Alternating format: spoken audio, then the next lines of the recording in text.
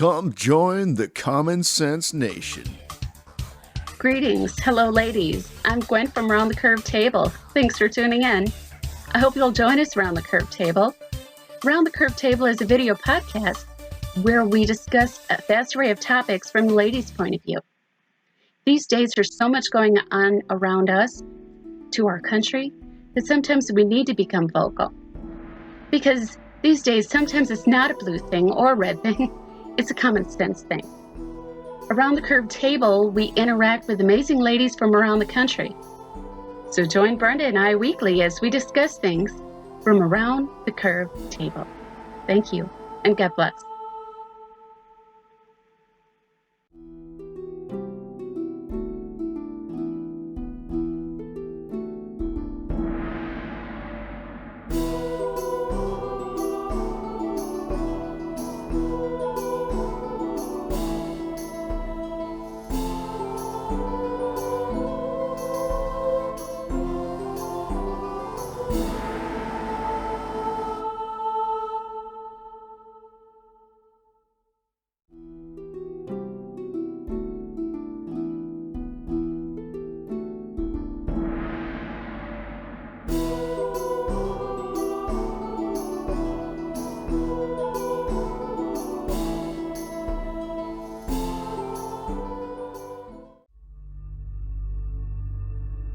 As soon as the situation becomes desperate, and they're saying probably another 10 to 15 days, there's going to be a riot, and this is when Operation Chariot will kick in.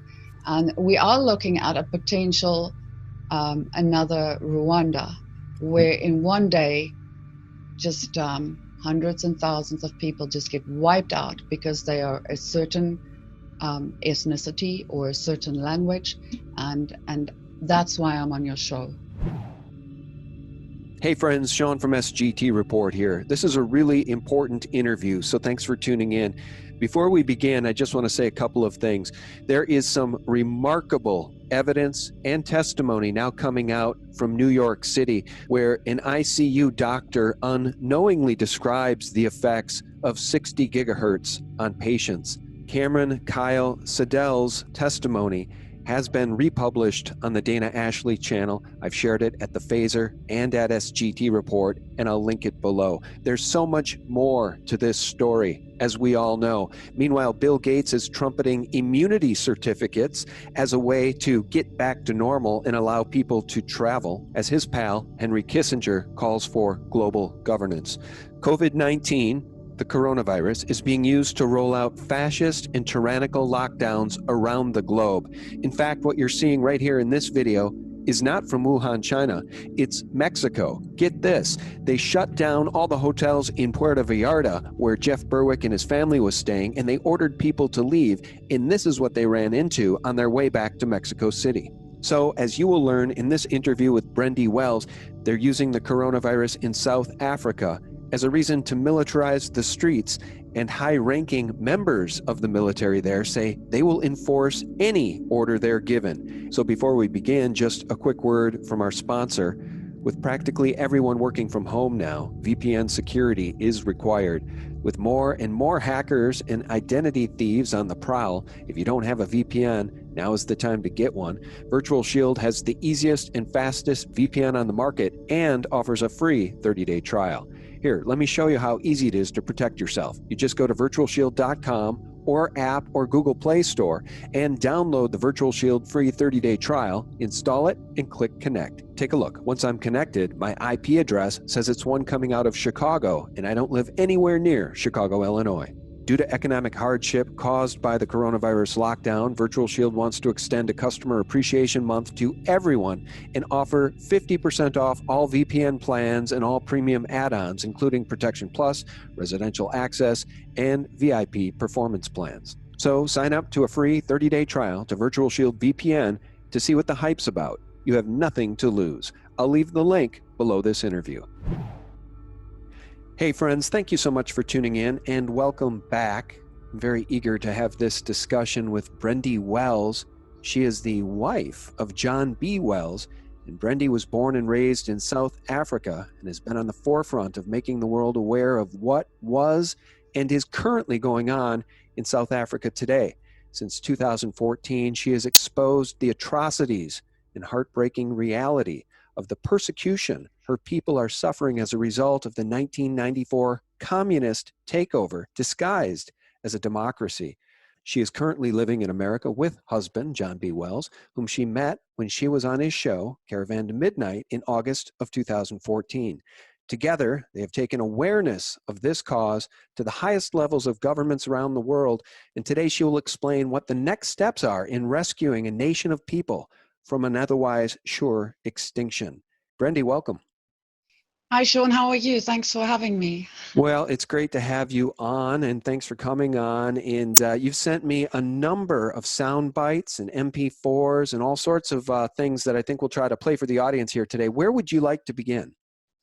Well, basically, if people have followed me, they would know where I am, but I'm just going to quickly recap, and it'll be very short in terms of what happened in South Africa. John always say that South Africa was a blueprint of what is happening in America today in terms of a communist takeover, and I totally agree with him, because everything that I see around me now in America, what the Democrats are doing, is exactly what happened in my country 25 years ago. Everything from the racial card, the way they attack people, what they have done to my people, the Afrikaans-speaking people in South Africa, is they completely villainized us. They made us into these horrible racists, the same as what you guys are called deplorables, and they literally just played the race card. Nelson Mandela was a complete terrorist. He killed so many people, including children, most of them black, his own people, and blamed the white people for it. And 25 years later, my people still suffer from this. But what the politicians are doing is they are literally saying that, that they're telling the masses that they are suffering, and they're blaming everything on apartheid. Now, apartheid in itself, the word itself means segregation, and I'm not justifying segregation. Segregation was fixed by the time 1994 came around and Nelson Mandela became the president of South Africa. All segregation laws were off the books already. So it had really inherently nothing to do with that. It had to do with a communist takeover, and that is what they've done. Nelson Mandela, the first thing he did is he literally released all the people from prison, and they've taken over the roads, the schools, the hospitals, and 25 years later, it is all ruined. So, but what I want to be talking to you about today is Operation Chariot, and what has happened in the coronavirus lockdown and how they are stepping it up to the next level. So basically, when Cyril Ramaphosa, who is now the president of South Africa, when the ANC became the leading party in South Africa, he said that what they were going to do with the white people is like boiling frogs, and they will exterminate them eventually completely, but they won't know it. They won't know it until it's too late. And in the last 25 years, thousands and thousands and thousands of white farmers have been slaughtered, murdered, tortured, killed. And it's not just on the farms. If you are white, you have a target on your back. So what it looks like right now at this point is pretty much the word uhuru. I don't know if that means we are not free yet. In an African language, I think it's Zulu or Xhosa. But they sing a song about uhuru, and the lore about it is that there's going to be one night where they're going to go out and go into every single white person's house and kill them, like a genocide. Now, a lot of people say that is propaganda. A lot of people say that it's just a story.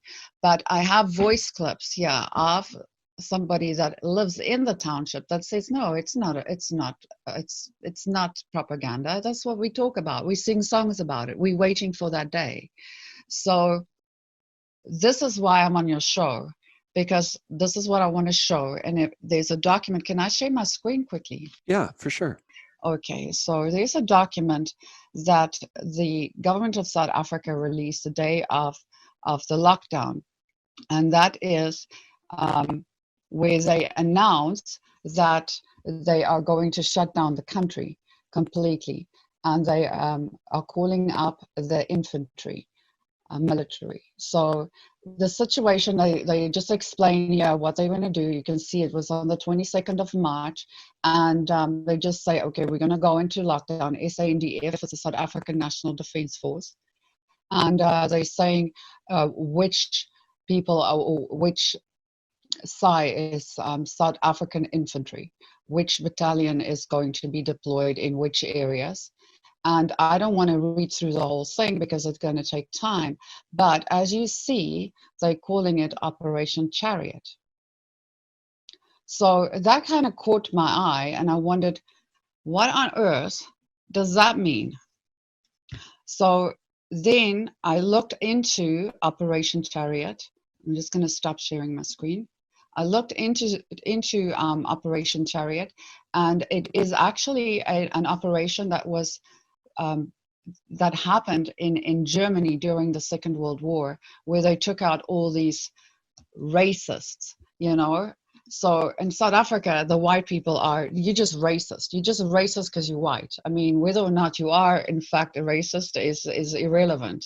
But we're not, you know, we just normal people like everybody else. You know, we want to just grow our food and live our lives and raise our children. We really have no beef with anyone, and never really had. But that wasn't the propaganda that went into the world.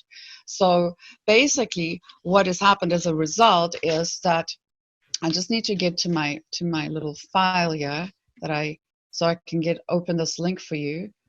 But I sent the information to a CIA analyst, and I asked him, what do you think this means? Because it's pretty weird that they would call it after an operation that was exercised by Germany in the Second World War, and a lot of people died as a result. So this is exactly what he said to me, and he asked me not to actually reveal his identity. But this is really why I came onto your show, and it's shocking that your own government wants to kill you.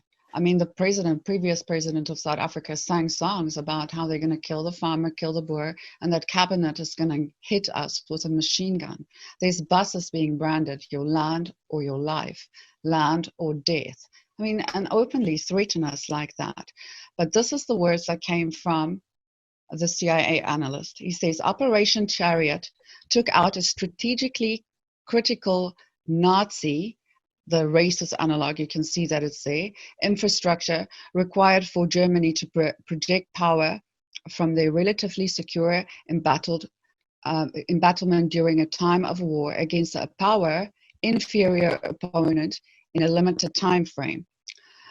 Deploying an explosive, and in this case, virus-laden battleship, and then in brackets again, force projection, they were able to defeat the seemingly invincible defensive battlement and defeat the racists. Decode, and this is what he wrote, the South African aid mercenaries intend to explode their virulence in the cloister of Afrikaans defenses and let the virus do what they could not do through employment of arms. So the clips that I sent you, that is called Sipho, he is a black friend of mine that lives in South Africa still, and he always keeps his ear on the ground and listens to what the politicians are saying and how they are rallying up the people in the townships. And he's saying that they are waiting for the moment that people become desperate and they start looting. And they have told them, and I've got the voice clips for you to listen to, that the food and aid that they will need to survive are in the white people's houses.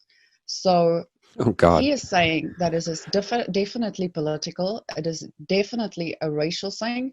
And if they do it this way and the people go in, steal all the stuff and kill whomever's in those homes, then the government of South Africa can simply, pull up their shoulders and say, yeah, well, there was a lockdown and there was unrest, and they don't have to take accountability for what they are planning. And I just wanted to come and say there's definitely, how symbolism is. They always say what they're going to do. And just the mere fact that they called this Operation Chariot is a reason to be extremely concerned and keep an eye on it. And that's what I want to say about that. Yeah, let me see if I can call up that clip, SIPO 1. Hold on. All right, let me play this, and you tell me if you can't hear it right away. I think there will be a police state. South Africa might tend to be a police state because that's where it's leading. Because I know people will revolt when police are and military guys just assaulting them just like that. They will revolt. I think AC is testing how it will be if it will reach to become a police state, to police people. This is where it's heading, I think so. Did that come through okay? Yes, it did. Could you play all four of those clips? Yes. One after each other. Yep, here comes SIPO 2. Remember, Brendi, any protest start very small, and any racial attack, motivated attacks, they start very, very small, and they just start with meaningless accusations. Like now, people are promoting this idea that white people in the suburbs or in the cities are finishing food in the grocery stores. They leave nothing for blacks, but it is not true. People who are doing shopping now are both black and white, and many of them are blacks, of course. But racial motivated hate in South Africa, it is very, very popular. People will take this side that white people are finishing food at grocery stores. They leave nothing for blacks. If it's leading to that would be a disaster. All right, here comes SIPO 3. Thank you. But this will not end well. This is not going to get well. Already, we know South African SAPS and military are very, very careless at treating people. I think people are going to get hurt during this period here, unnecessary. No, we shall see about it. Thank you, Brendi. All right, can you remind us who's speaking? Okay, so this is Sipho Mnisi. He is a citizen of South Africa. He lives in the townships. The townships in South Africa are your informal settlements, and that is usually where they rile up the masses. The politicians go in there, they tell the people what they should be protesting and what they should be doing. So Sipho keeps his ear on the ground and sends messages to me and let me know what is going on. And in his little messages, I mean, English is not his first language or even his second language. So he's struggling a bit. But what he is saying in those messages is that the people are going to revolt. And the way that the military are handling the situation as well is appalling. I mean, they've already shot a guy who just came out on his balcony. I'm going to share my screen and show you. This is the South Africa National Defence Force. And a major in the Defence Force wrote, "Now it's the white people's turn. Outcry over SANDF major's racist comments." So this is a country that they have been in power for 25 years. Nobody gives them grief. Nobody opposes it. Nobody fights that. But they are continuously and constantly going after white people. There's over 100 laws on the books that prevents white people from actually even being employed. especially for the government, it was even in the government gazette that, that they were to leave a position vacant rather than employ a white person. So now the South African National Defence Force doesn't really make the news that often these days because it's, we're not fighting a war. But the comment, Moslala called on the man in the photos attackers to go one step further and should actually have poked out his eyes and tongue so that the last people he would ever see were the killers and he could go to his grave with a nightmare. Apartheid is in him. All of these old white people think we are stupid. When they say they were opposed to apartheid, we will not forget what they have done. Now it's the white people's turn. So now these are the people that have just been deployed, and they are policing the people. There's a complete lockdown in South Africa. You are not even allowed to leave your house. I mean, it's ridiculous. You are only allowed to go to the store, one person in a car. You must have your grocery list. And when you come back through that police, whatever, they stop you and they search and you ask you where you're going. And if you don't come back with groceries, they arrest you. I'm not even kidding you. So the other one is, there's a little thing here. This one, Ekurhuleni, it's one of the provinces. Metro cop, security guard arrested for murder of a Vosloorus man.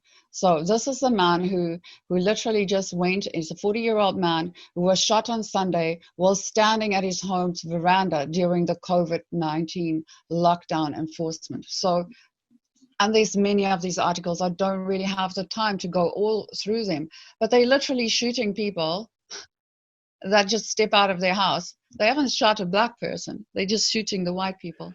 So basically what I'm saying is it's just a warning that as soon as the situation becomes desperate, and they're saying probably another 10 to 15 days, there's going to be a riot, and this is when Operation Chariot will kick in. And we are looking at a potential another Rwanda, where in one day, just hundreds and thousands of people just get wiped out because they are a certain ethnicity or a certain language. And that's why I'm on your show, is to say this is a situation that is hot, and keep an eye on it. And if anybody out there can help me raise the alarm, so that it's not just another situation where we go, oh, well, we didn't know, because the world does know. Let me play this deployment video that you sent me. Is that showing up on the screen? Here it is. I'm a soldier, guys. Over the Masocha Pelle. He's speaking Zulu. Hey. Hayi, Polokwane ziyabuya namuhla. Cheka. So, bye. Cheka, guys. I'm a soldier. Really soldiers, guys. He's in Polokwane. He said, look at all the soldiers in Polokwane. That's another region. So I sent you a bunch of clips, and it's just the deployment video, deployment pictures in Gauteng, in KwaZulu-Natal, and all over the country, just to show that is the force that they are coming out with in the streets of South Africa to enforce this lockdown. But it's a very violent lockdown. There's a clip there, media. Can you see that clip? Yeah, I'll play that in a second. So just to be clear, the deployment is in the name of the COVID-19 coronavirus? Yes, the coronavirus lockdown to deploy the army, but it looks like it's war. I mean, people are so scared, and this is not just white people are scared. I mean, especially us, because you know, we've had a target on our back for the last 25 years. But the black people are scared too. And that's what Sipho said. The people, they know a police state is coming. And if you step out of line, literally just stick your toe 2 inches to the left where it's supposed to have gone right, they will shoot you. That is communism in action. This is the feel-good Nelson Mandela walk on water freedom, which was actually communism in blackface 25 years later. And this is why I'm saying this to America. It's not because I'm like, woe is us, look at our country, please come and help us. We didn't have YouTube and Facebook and Q way back then. We only had what they showed us on the news, and obviously it was propaganda. We didn't know we were these horrible racists until after the fact. You know, we didn't know the propaganda that went out to America. We had no idea. We thought we were doing the right thing by this whole, you know, peaceful transition. And now, 25 years later, when full-blown communism is in effect, and every infrastructure, every facility, every healthcare, so roads, schools, everything is in such bad shape. I mean, if you want to die, go to a hospital in South Africa. They don't have beds. They literally have stolen the beds. All the equipment, all the cancer screening machines, the X-ray machines, everything, the CAT scan stuff, they've been donated to these hospitals, but they are never implemented because they actually go into a back room and then they get sold for spare parts, metal scrap. And that's what these people are doing. So I don't know if this COVID virus thing is as big as everybody say it is. I doubt it is, but you know, for argument's sake, they locked an entire country down because of this. There's no way. I mean, they cannot even handle normal everyday procedure. If you want to go and see a doctor, they got rid of every single white doctor. Then they realized, oh, oops, we don't have doctors. So they imported them from the Congo. Those people don't even speak English. So what happens, you've got one doctor and you've got a line that literally goes around the hospital 3 times. You sit in that line sometimes for 3 days before you see a doctor that cannot even speak your language. Plus, there are many times when people in that line just die and they just come and collect the body. So that's how they handle just your normal average day-to-day medical needs of South Africa. So if COVID hits the informal settlements and the rural areas, it's going to be a disaster. But that's just the one thing. They are using this lockdown to deploy the military on that vicious level, and they are literally beating up people. They're shooting people on their verandas for just stepping out of their house. And people don't know this because the whole world is locked down. Right. And everybody is stuck in their little cubicle. But I wanted to say that there's a potential genocide brewing in my country that, I mean, obviously I'm very worried about. My entire family is still there. I wake up every morning and look at my phone to see if my family is still alive. That's a big deal.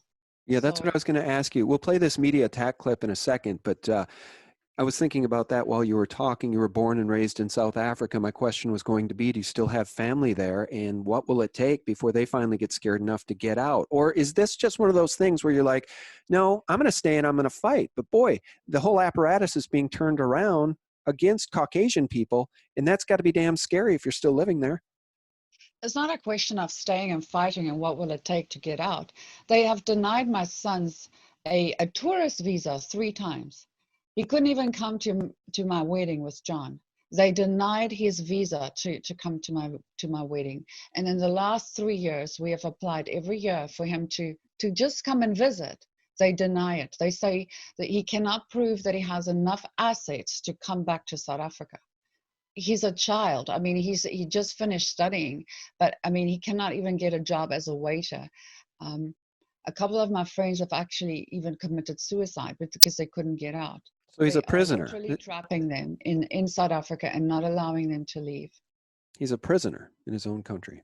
Yes, and even then, when he gets here, what he has to do to apply for asylum, that's another story. South Africa is classified as a safe harbor country. America is also classified as a safe harbor country, and that is we're actually challenging that in the international courts now. But you cannot ask for asylum in a safe harbor country if you are coming from a safe harbor country. the judge will look at that and they just send you back.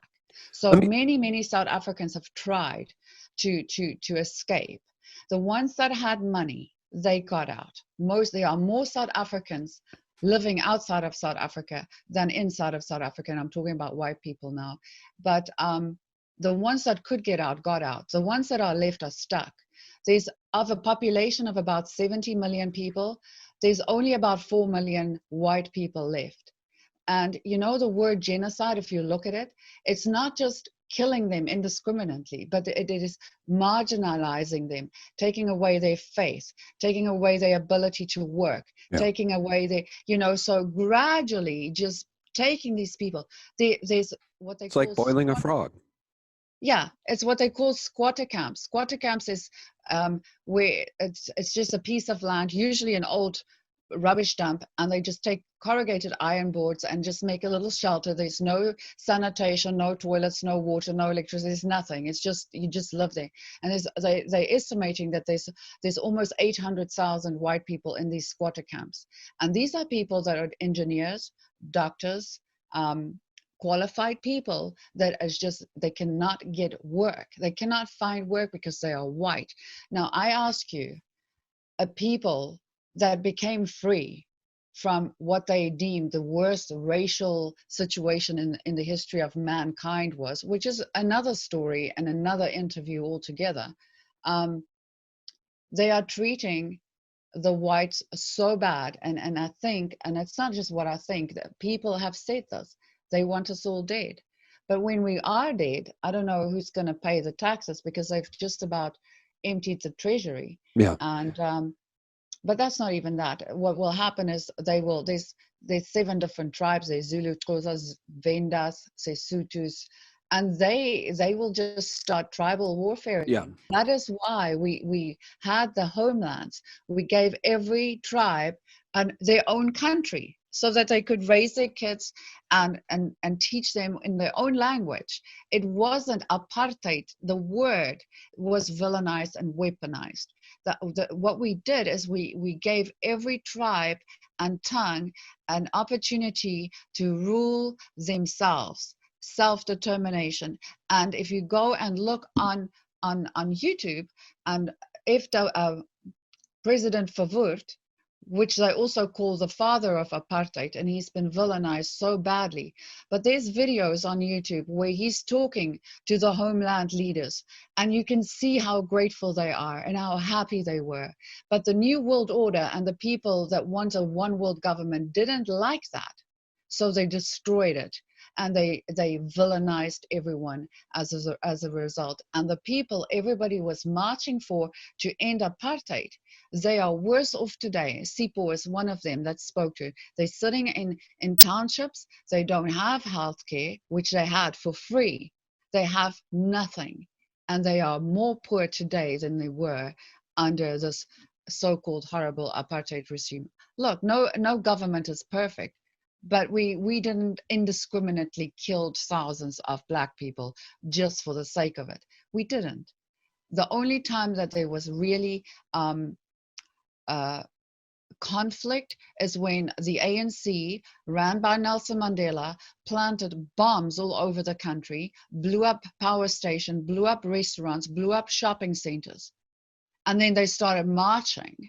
And then, of course, the security police would move in and to try and disperse the crowd. Similar scenario that you had in Ferguson.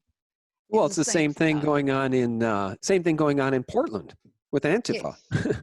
I mean, exactly. And it's the same forces, I think, that organize these things too. Soros-backed NGOs and the criminals.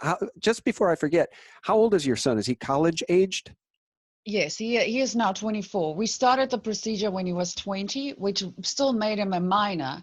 But because of red tape, he went over 21, and now he's an adult, so he has to apply. But he's just finished studying, and we're desperately trying to get him out. We are making a plan. I'm working with people, and we're getting him out of South Africa. He cannot come to America because they just refuse to give him a visa. So we resettling him in Eastern Europe, and and just pray that he will be okay. There's a huge South African community there now, and I'm going to try and get my parents out as well. So Okay. that's really what's happening. It's just want to save their lives because they are in danger. Can you see this media attack clip? Yes, I can. All right, I'll play it. This phone down. You want to come visit the police station? You want to get it at the police station? No, I'm serious. You want this phone at the police station? I have the right to take No.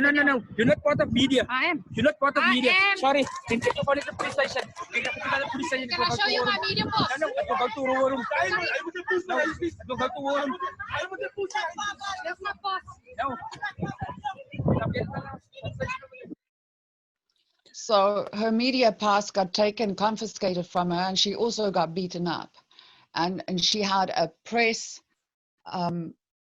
notice on her clothes. So they knew she was from the press, and she just wasn't allowed to take photographs. Mm. Let me ask you about these SVDM clips you sent me. There's 6 of them. Are there a few of those sound bites you want me to play? Yes, you can play 1 and 2 maybe. This is Skalk van der Merwe. That's what the SVDM stands for. And he is the leader of the South African Conservative Party. And he just, that was his commentary the day that he read about Operation Chariot. Okay, here's SVDM 1. Thank you, Brendi, for your inquiry relating to troop movements inside South Africa. Yes, it's indeed official at this point in time. It has been published. There's certain orders and instructions clearly published that indicate that certain units will be deployed across the country, and more so in Gauteng province, being the largest province and also the most populous province in South Africa. The operations are called Operation Prosper and Operation Chariot. Those are the 2 designations. Exactly what the army is supposed to do is quite unclear at this point in time. One would suppose it's simply to protect citizens and businesses and houses and so forth. However, one of the generals of the Defence Force came out today in the media to say that they will follow any orders given to them. The implication is very clear what that means. And secondly, he said that they will move in and they will skop and donder. It's Afrikaans, simply meaning that they will kick around and assault whoever comes in their way. Now, we are not dealing here with a war situation. We're dealing here with sick people, supposedly sick people, and a spreading virus. We're not dealing with a war. We're not dealing with an invasion. So why would the general go in and say things like that? It's very heavy-handed. It's very unnecessary to my mind. About the troop movements themselves, it seems as if they've been deployed in Gauteng province, especially in the northern parts of Johannesburg city. Johannesburg being the biggest city in South Africa, Sandton the richest city in South Africa and also the world. Just hold a moment, new voice note. So he mentioned Scope and Donner. You sent me an MP4. I'll play that in a second. But isn't it interesting that this coronavirus is now providing excuses for governments around the world to do whatever the hell they want? Exactly, and it's happening all over the world. Skop en donder is actually, it's Afrikaans for kick and assault. So this little clip is a general saying this on national television, is that we don't get our order. I mean, we don't do what we want. We get our orders. Listen. And we do not deploy ourselves. We are ordered. And then when we are ordered to do something, we will never refuse. If I may repeat what I said in November, that, when we come in, we scope and donor. Well, yeah, this is the people to supposedly take care of sick people and keep the peace, but they're going to come in and kick and assault. Why? No, it's terrifying. So he's saying that when we're given an order, we never refuse an order. So if the order is to arrest or kill white people or any people, he's basically saying that he'll comply. He'll obey those orders. Exactly. So that is exactly what they have been planning for the last 25 years. And it's absolutely shocking to think that a government can just turn on its own people. And I mean, we're a minority. The white population of South Africa, I mean, we don't have a voice. We don't have any rights. We have nothing. We don't really even make a noise. We just keep our nose clean and start our own little businesses. But if you want any form of government assistance during this coronavirus, my sister's got a little shop. It's a curio shop in the Drakensberg, which is mainly targeted for tourists. But the last 2 months, there's been no tourists. So she's absolutely in a terrible state. And she cannot apply for government assistance because she needs to give 51% of her business to a black person first before she can qualify for any assistance whatsoever. My God. So what is the rest of the world saying about this? What are world leaders saying about this in the West? Anything? Nothing. You know, I have written to the UN, I've written to senators, I've written to the DOJ, I've written to everyone I can find, which, care to listen. And I just always get the standard little letter back that says, yeah, we're aware of it and we're looking into it and we're working with the South African government to resolve this. Even when President Trump tweeted about the farmers being murdered and that he's sending Mike Pompeo over to go and investigate, the media just absolutely went into overdrive. And the first media outlet that actually had an opinion was a Chinese publication. But I understand that because the Chinese has basically owned the entire of South Africa, was now with this land, taking back the land without compensation. They telling the people that white people stole their land, which is just a load of rubbish. That never happened. But the point is, the people, once they take back those land, they never give it back to the people. The same happened in Zimbabwe. All those farms that got stolen from the white people, and the white people just got driven out of Zimbabwe. My sister married a Zimbabwean farmer. They weren't allowed to even leave. They weren't allowed to even leave with their vehicles. They had to get out of the car. They literally crossed Bait Bridge into South Africa with a suitcase, a 3-month-old baby, and they couldn't even take their vehicle out. So all that land now belongs to the Chinese. Now I ask you, what is the agenda here? Yeah. Well, I think it's just awful and shocking that this is all being done on the back of this coronavirus. It just seems to me that, I've said this a million times, Brendi, we were winning in the elite played the pandemic card. And that pandemic card is giving them carte blanche to do a lot of unconstitutional and anti-liberty things. And I just don't know how much longer the lockdown, economically speaking, can go on in this country before people are fed up, tired, hungry, angry, and completely fed up. That's true. But if you go back and you look at the Bolshevik Revolution and how communism came into play, and you just read Lenin and you read Stalin, in order to take over a country, what you need is a civil war and then starvation. And what do you think this is going to lead to if it's locked down for too long? This is their plan, and we just shouldn't take the bait. I couldn't agree more. Brendi, thank you so much. And of course, you're welcome to come back on anytime to give us updates on this. I really appreciate it because for most of us, I consider myself a pretty tapped in, aware guy. Most of this is news to me. So, and probably to our audience since the mainstream media is crickets on this thing. So thank you so much. Thank you, Shawn. Well, guys, thank you so much for tuning in. We very much appreciate it. Of course, you do so much great work over there. You're a producer for Arc to Midnight. Of course, you're married to John B. Wells. So anything else you want to leave us with? Well, just go to caravantomidnight.com and have a look around, and you'll see John and I do programs together. We have a Saturday night show on terrestrial radio, 9 to midnight Central Time. Go to arcmidnight.com and you'll find all the information there. Thank you. All right. Very good. And give my best to John. He's a good guy. All right, guys. Thank you so much for tuning in. We very much appreciate it. And for real news 24/7, please visit us directly at sgtreport.com. God bless. Bye-bye.